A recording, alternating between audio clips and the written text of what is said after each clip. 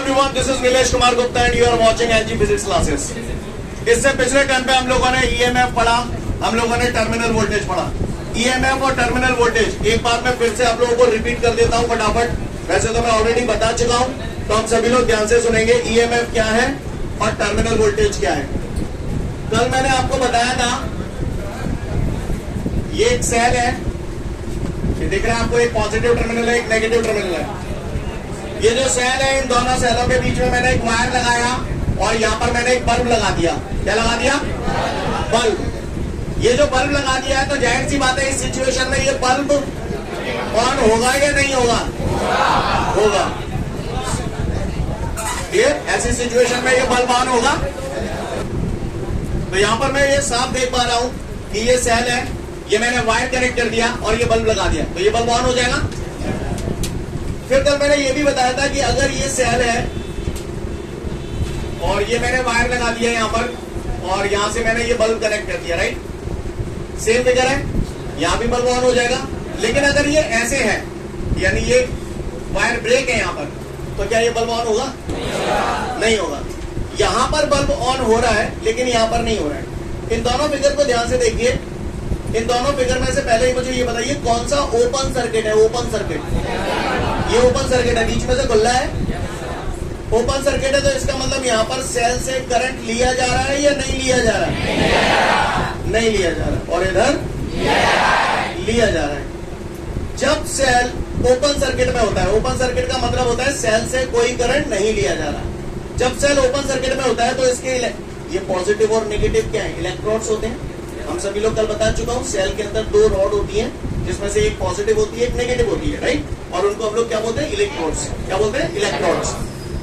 तो जब cell open circuit में होता है तो उस टाइम उसके इलेक्ट्रोडों के बीच में जो पोटेंशियल डिफरेंस होता है, that is known as EMF of the cell. Clear? कल बता चुका हूँ ये सारी बातें आपको, फिर से रिपीट करता हूँ. The potential difference between the electrodes of the cell when the cell is in open circuit is called EMF of the cell. ये कैसा सर्किट है? Close circuit. क्लोज सर्किट में सेल से करंट लिया जाता है या नहीं लिया जाता? लिया जाता है. तो यहाँ पर इसकी डेफिनेशन क्या बनेगी? The potential difference between the electrodes of the cell when the cell is in close circuit is called terminal voltage. Clear? Terminal voltage को कल मैंने आपको बताया था लेटर V से डिनोट करते हैं और ईएमएफ को लेटर E से डिनोट करते हैं. और इनके फॉर्मूलाज भी मैंने आपको बताया थे कल. V is equal to W/Q and E is equal to, दोनों के फॉर्मूला सेम है. W वर्क है, वर्क का यूनिट जूल, चार्ज का यूनिट कूलम. इसका भी जूल पर कूलम. दूसरा यूनिट आपको बताया था वोल्ट. ये सब कहानी मैं आपको कल तक बता चुका हूँ, कुछ नया नहीं बता रहा हूँ आज. Clear?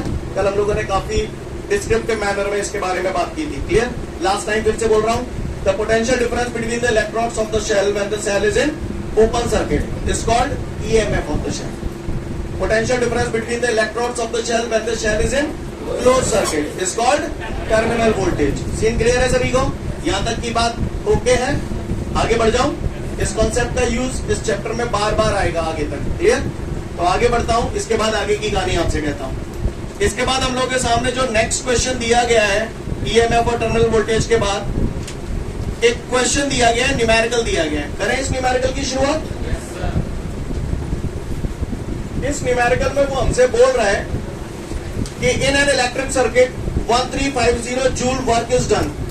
1350 joule work is done. ये वर्क दिया है. आगे बोल रहा है in flowing 3 ampere current for 5 minute. 3 ampere current को आई से डिनोट करते हैं 5 मिनट तक. तो कह रहा है calculate the EMF of the source in the circuit.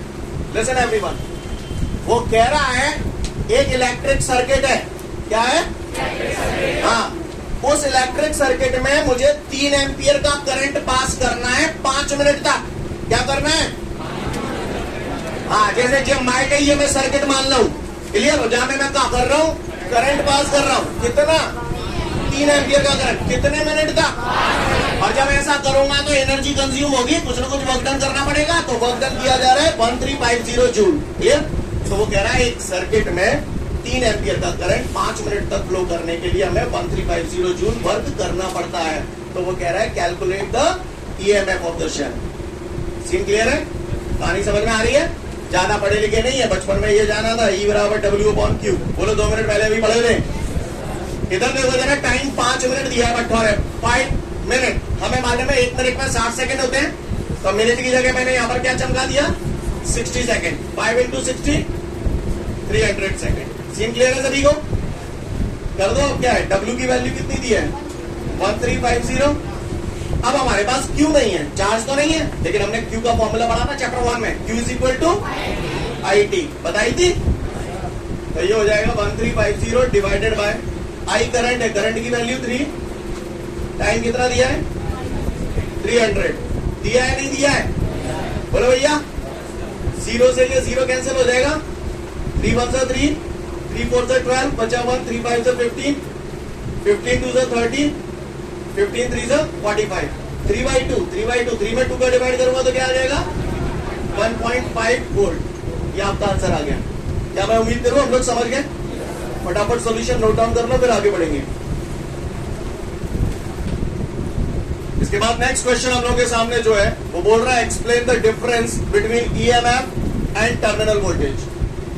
EMF short form है, फुल फॉर्म इसका है इलेक्ट्रोमोटिव फोर्स, क्लियर। लेकिन ज्यादातर लोग ईएमएफ ही बोलते हैं, फुल फॉर्म कोई नहीं बोलता, पर पता होना चाहिए, राइट।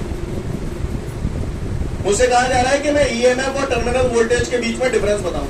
किस किस के बीच में बताऊं? ईएमएफ और टर्मिनल वोल्टेज, इनके बीच में क्या बताना है हम लोगों को? डिफरेंस बताना है। क्लियर है सभी को? चलो भैया तो बताते हैं।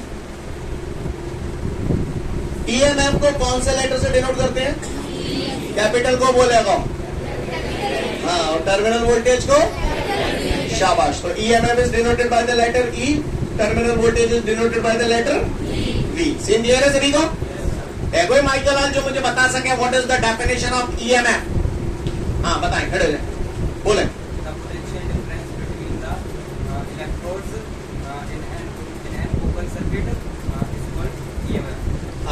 Here the potential difference between the electrodes of the shell when the shell is in open circuit is called EMF of the shell. बता चुका हूँ नहीं बता चुका हूँ? कल बता चुका हूँ ऑलरेडी आपको, आज आते से भी बताया था। तो एक एक क्या आ जाएगी इनकी डेफिनेशन। सीन क्लियर है? यहाँ पर भी डेफिनेशन लिख देंगे, यहाँ भी डेफिनेशन लिख देंगे। कहानी समझ में आ रही है? क्लियर? EMF में क्या लिखेंगे? Potential difference between the electrodes of the cell when the cell is in open circuit is called EMF of the cell. यहाँ लिखेंगे potential difference between the electrodes of the cell when the cell is in close circuit is called terminal voltage. Scene clear है? आगे बढ़ो। Okay, इसके बाद आगे की कहानी को समझाने के लिए मैं एक कहानी सुनाऊंगा आपको, तो उस कहानी को हम लोग थोड़ा सा ध्यान से समझेंगे, ठीक है? क्लियर? तैयार है? कुछ बड़े बड़े फेस्टिवल्स होते हैं, तो मुझे बता सकते हैं रक्षाबंधन के बाद अगला फेस्टिवल कौन सा होता है? हाँ, दिवाली। तो दीपावली पे पेंट करते हैं हम लोग। तो सपोज करिए मैं एक नया पेंट का डब्बा लाया, ठीक है, एक बढ़िया फर्स्ट क्लास पेंट का डब्बा लाया, इस रूम को अपन पेंट कर मारेंगे, ठीक है। तो सपोज करिए मैं 5 लीटर पेंट का डब्बा लाया, का? हाँ, जोर से बोलो। हाँ ठीक है, क्लियर। 5 लीटर पेंट का डब्बा ले आओ, तो मुझे बता सकते हो डब्बे का वॉल्यूम कितना होगा? डब्बे का डब्बा में पेंट भरो होगा, डब्बा का वॉल्यूम कितने होगा? 5 लीटर। 10 लीटर का डब्बा तो नहीं ले ना, वो दवा हवा में पेंट कितने भरा होगा? पका। अच्छा, तो इसका अब ध्यान से सुनना, समझने की कोशिश करना, अदरवाइज बैंड बच जाएगी। क्लियर? ध्यान से देखना। यहाँ पर ईएमएफ जो है ना, यहाँ पर ईएमएफ जो है दैट इज डिब्बा। क्लियर? डिब्बा 5 लीटर का है, सही बोल रहा हूं? और ये जो टर्मिनल वोल्टेज है ना, वो कहलाता है पेंट। क्लियर? ईएमएफ डब्बे का काम करता है और टर्मिनल वोल्टेज पेंट का काम करता है। बाजार से जब मैं नया नया सेल खरीद के लाता हूँ, या बाजार से नया नया डब्बा खरीद के लाया, पेंट का वॉल्यूम भी 5 लीटर, डब्बे का वॉल्यूम भी 5 लीटर, सही बोल रहा हूँ? इसी तरीके से मार्केट से जब आप नया नया सेल परचेज करके लाए हो, तो उसका ईएमएफ और टर्मिनल वोल्टेज दोनों सेम होते हैं। सीन क्लियर है? बात समझ में आ रही है? आगे बढ़ता हूँ, ध्यान से सुनिएगा। अगर ये बात समझ में आ गई आपको, तो अगली बात, पेंट ले आओ, पोतो वो चालू कर दो। जब पोतो वो चालू करेंगे तो मुझे एक बात बताओ, दोनों का वॉल्यूम सेम रहेगा क्या? किसका कम होगा? पेंट का वॉल्यूम धीरे धीरे करके कम होता जाएगा, डब्बे का वॉल्यूम उतना ही रहेगा। डब्बा तो घटबड़ थोड़ी जाओ, डब्बा तो कभी दे ही रहे हो, नहीं रहे हो। क्लियर है? तो जब पेंट करना चालू कर दिया, अब आप डब्बे को चार्ज कर रहे हो या डिस्चार्ज कर रहे हो? डिस्चार्ज कर रहे हो, समझ गया ना? इन द सेम वे जब हम किसी सेल को डिस्चार्ज करते हैं, जब हम सेल को डिस्चार्ज करते हैं तो टर्मिनल वोल्टेज की वैल्यू ईएमएफ से कम होगी। समझ गए? टर्मिनल वोल्टेज की वैल्यू ईएमएफ से क्या इस बात को ऐसे नहीं बोल सकता ईएमएफ की वैल्यू टर्मिनल वोल्टेज से ज्यादा होगी? बात देखिए, अमिताभ बच्चन की लंबाई शाहरुख खान की लंबाई से ज्यादा है, इस बात को ऐसे नहीं बोल सकता हूं शाहरुख खान की लंबाई अमिताभ बच्चन की लंबाई से कम है। बोलने का अंदाज अलग है, मतलब दोनों के सेम है। यस और नो? मैं फिर से बोल रहा हूं, जिस तरीके से आपने पेंट के डब्बे को डिस्चार्ज किया, डिस्चार्ज करने यानी पोतना चालू कर दिया, तो पेंट का वॉल्यूम डब्बे के वॉल्यूम से कम हो गया। सही बोल रहा हूं ना? इसी तरीके से जब किसी सेल को डिस्चार्ज किया जाता है, किसकी वैल्यू कम होगी? बता। टर्मिनल वोल्टेज की वैल्यू ईएमएफ से कम होगी। या इसी बात को ऐसे भी बोल सकता हूं, जब सेल को डिस्चार्ज किया जाता है तो ईएमएफ की वैल्यू टर्मिनल वोल्टेज से, समझ गए? क्लियर है? पक्का हो जाएगा? तो जब सेल को डिस्चार्ज करते हैं तो किसकी वैल्यू कम होती है? किससे? किसकी ज्यादा होती है? किससे? ठीक है, समझ गए? देखो अगर डब्बा लाकर सीधा पोतना चालू कर देगा, पानी मिला तो पतरा ये सही बोल रहा हूँ ना? उसे डाइल्यूट कर देते हैं थोड़ा सा, जो भी है करपटी बरेरी बच जाएगी। शोकेस में गुड्डा देखो, झूलते ही रहता हूँ वहां, वही हालत रह जाएंगे। तो पतरा खत्ता हुआ है, क्लियर? तो जब पतरा करेंगे तो जाहिर सी बात है उसमें आप पानी वानी मिलाते हो। सही बोल रहा हूँ? क्योंकि उसका कंसंट्रेशन गाढ़ा बहुत ज्यादा हो तो कंसंट्रेशन बहुत ज्यादा होता है, तो उसे डाइल्यूट करने के लिए यानी पतला करने के लिए हम उसे पानी वानी मिलाते हैं। आपको क्या लग रहा है? चार्ज कर रहे हैं? Mind it. जब आपने उसमें पानी मिलाया, आप डब्बा नया नया लेके आए, दोनों बराबर थे वॉल्यूम, जब आपने उसमें पानी मिलाया किसका वॉल्यूम ज्यादा हो गया? टर्मिनल वोल्टेज यानी पेंट का वॉल्यूम ज्यादा हो गया। किससे? तो ऐसा नहीं लग रहा है डब्बे को चार्ज कर रहा हूं, चार्ज करने का मतलब पानी मिलाना है। डब्बे को जब चार्ज कर रहा हूं तो टर्मिनल वोल्टेज की वैल्यू ईएमएफ से और ईएमएफ की वैल्यू टर्मिनल वोल्टेज से, सीन क्लियर है? ठीक इसी प्रकार अगर सेल को चार्ज किया जाता है, जब भी हम किसी सेल को चार्ज करते हैं तो टर्मिनल वोल्टेज की वैल्यू ईएमएफ से या ईएमएफ की वैल्यू टर्मिनल वोल्टेज से, सीन क्लियर है? चार्जिंग में क्या हो रहा है समझ में आता है, डिस्चार्जिंग में क्या हो रहा है समझ में आता है। आगे की बात, इसमें वेरिएशन किस चीज में हो रहे हैं, ईएमएफ में या टर्मिनल वोल्टेज में? पेंट ही तो घट बढ़ जाएगा, डब्बा तो 5 लीटर का, तो वो तो बोल रहे हो नहीं रहे हो। सिमिलरली किसी भी सेल का ईएमएफ जो होता है that is always constant, clear? किसी भी सेल का ईएमएफ जो होता है वो कांस्टेंट होता है, लेकिन टर्मिनल वोल्टेज की वैल्यू में वेरिएशन होता रहता है। बचपन में पढ़ा था मैंने, जैसे पेंट का कम होना या ज्यादा होना that depends on the size of the wall. दीवार को साइज बड़ो है तो पेंट ज्यादा लगे, और दीवार को साइज छोटो है तो पेंट, समझ में आ रही है भाषा? क्लियर? यानी पेंट की वैल्यू, पेंट का जो वॉल्यूम है वो किस पे डिपेंड कर रहा है? It depends on the size of the wall. In the same way terminal voltage की जो वैल्यू होती है, तो मैंने बचपन में पढ़ा था V is equal to IR, पढ़ा है कि नहीं? V is equal to IR। तो टर्मिनल वोल्टेज की जो वैल्यू होती है that depends on the external resistance. किस पर डिपेंड करती है? External resistance. कहानी समझ में आ रही है?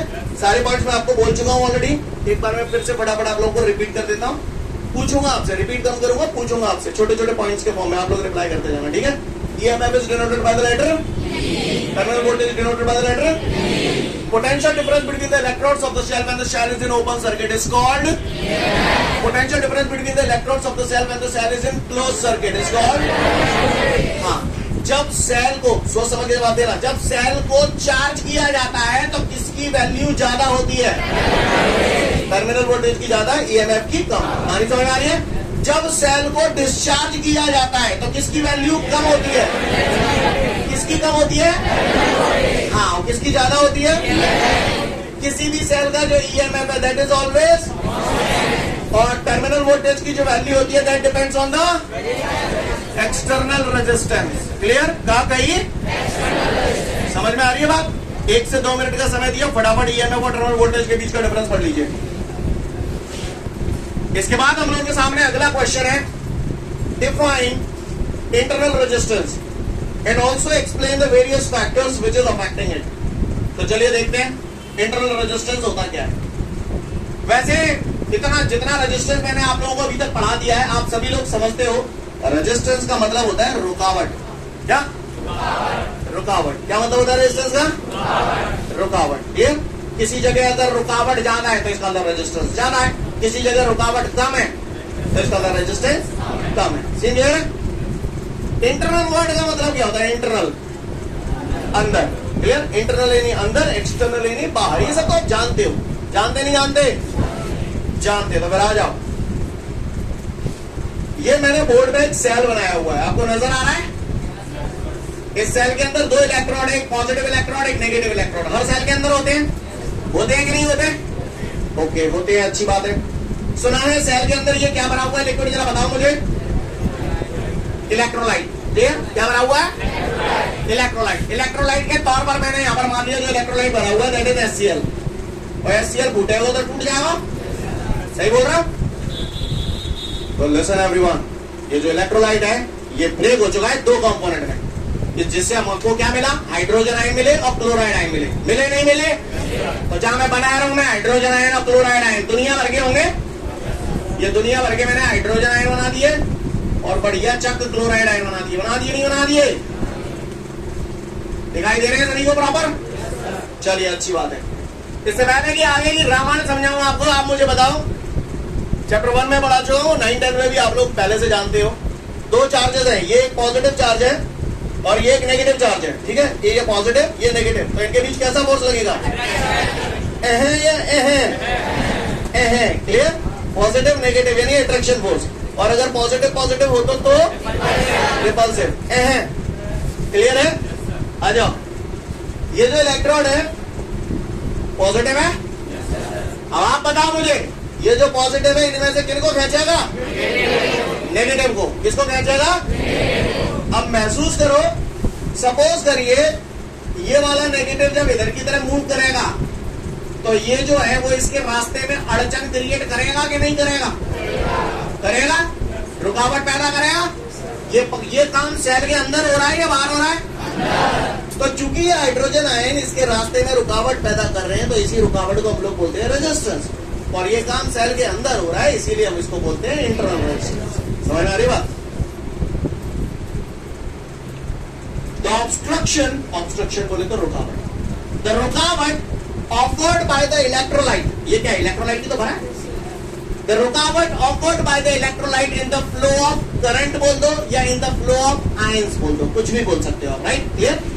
तो again I repeat, the obstruction offered by the electrolyte in the flow of current is called internal resistance of the cell. Scene clear है?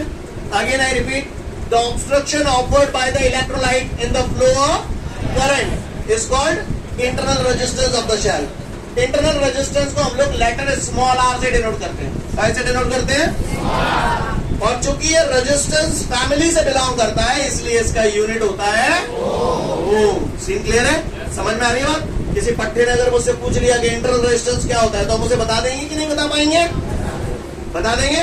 The obstruction offered by the electrolyte in the flow of current या in the flow of ions, कुछ भी बोलो चलेगा। समझ गए सभी लोग?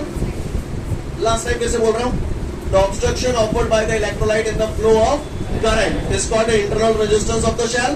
It is denoted by the letter small r and its unit is ohm. आगे बढ़ते हैं, सोच समझ के जवाब देना, गधों की तरह रिएक्ट मत करना। अब वो पूछ रहा है explain the various factors which is affecting the internal resistance. वो पूछ रहा है ऐसे फैक्टर बता दो जो इंटरनल रेजिस्टेंस को इफेक्ट करते हैं, तो वो आप लोग बताना, मैं कुछ इशारे करूंगा आप समझ जाओगे। ठीक है? केमिस्ट्री में आप बार बार पढ़ते हो कि भैया इसका कंसंट्रेशन बढ़ा दिया जाए, ऐसे बोलते हो। ये कंसंट्रेशन बढ़ा दिया जाए का मतलब गाढ़ा कर दिया जाए। समझ रहे? जैसे आप सपोज करो पत्तल में बैठे हो, एक बंदा मटर पनीर मटर पनीर मटर पनीर मटर पनीर, जैसे तुम्हारे पास आता है भैया ने गाढ़ा वाढ़ा कहते हैं, क्लियर? ऐसे कहते हो। अगर आप प्रॉपर केमिस्ट्री के स्टूडेंट होते तो आप बोलते भैया प्लीज थोड़ा कंसंट्रेशन बढ़ा दीजिए। कंसंट्रेशन बढ़ा दीजिए मतलब गाढ़ा, और कौवे तरी तरी चाहिए तो हो जाएगा भाई साहब थोड़ा डाइल्यूट कर दो इसको। समझ रहे ना? डाइल्यूट यानी पत्थरों कर को, कंसंट्रेशन बढ़ाना यानी गाढ़ा करना। समझ गए बात को?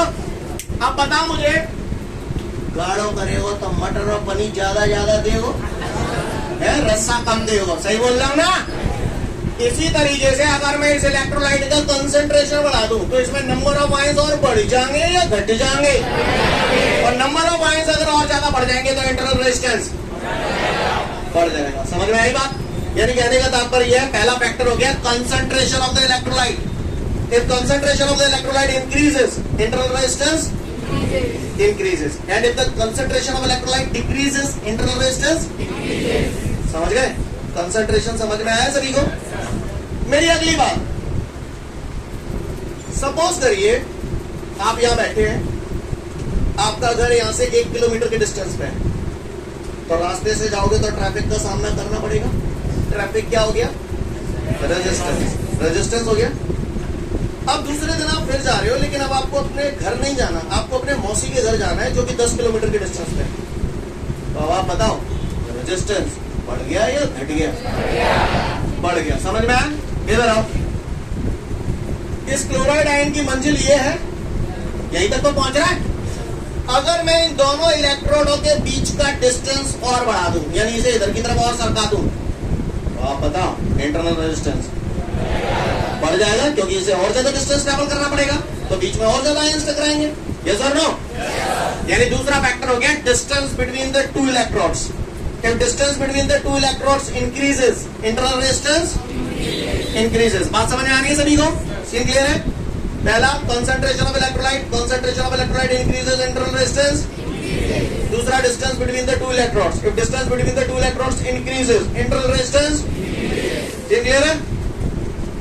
तीसरी बात, मान के चलो बहुत भीड़ भड़कता है यहाँ में और मुझे बहुत तेजी से गुजरना है, तो मैंने कहा करें लगाइए वाली वहां कपड़ा लगा दो, मट्टी के तेल में डुबो, लगा दी वहां में आग, और फिर मैं बोलूं ओ क्या हुआ, भीड़ वही बनी रहेगी, अपने आप सब तितर बितर लेंगे और गैल खुल जाएगी चूतिया बनती है, पर काम बनता है। समझ रहे ना? कहने का तात्पर्य टेम्परेचर बढ़ा देने से रेजिस्टेंस कम हो गया। क्लियर? इसी तरीके से यहां पर जब आप टेम्परेचर बढ़ाते हो, क्लियर, टेम्परेचर बढ़ाते हो तो टेम्परेचर बढ़ाने से इंटरनल रेजिस्टेंस कम हो जाता है। यानी तीसरा फैक्टर हो गया temperature of the electrolyte. Temperature of the electrolyte increases, internal resistance decreases. Clear? अब जो लोग अच्छा पढ़ते हैं उनको थोड़ा सा टेक्निकली समझा दूं। आपको याद होगा आज से 2-3 दिन पहले मैंने आप लोगों को एक फॉर्मूला पढ़ाया था, RT is equal to R01 plus alpha T. याद है आपको? और मैंने बोला था इलेक्ट्रोलाइट के लिए अल्फा नेगेटिव होता है, और इलेक्ट्रोलाइट के लिए अल्फा नेगेटिव हो जाएगा तो टेम्परेचर बढ़ाने पे रेजिस्टेंस कम होता था। याद है आपको? वहां भी बता चुका हूं इस बात, तो वैसे भी कर सकते हैं। क्लियर? इस फॉर्मूले के भी आप पे एक्चुअली ये आंसर है। ठीक है, ये तो मैंने एग्जांपल दिया है कि मसाल और चला लो, समझ गए ना मेरी बात को? तो temperature of the electrolyte, temperature of the electrolyte increases, internal resistance scene clear है? समझ में आ रही है मेरी बात? कोई परेशानी? अगली बात, इससे पहले कि अगली बात समझाऊं, कितना टाइम है हमारे पास अभी? 8 मिनट है। 8 मिनट बाद छुट्टी होगी? होगी नहीं होगी? मैंने क्या किया है, इस हॉल में 3 गेट है, मैंने वहां गेट बंद करवा दो, जहाँ पे गेट बंद करवा दो, केवल जो गेट खोलो रखो है। ठीक है? मैंने कही छुट्टी तो तुम लोग बजाओगे?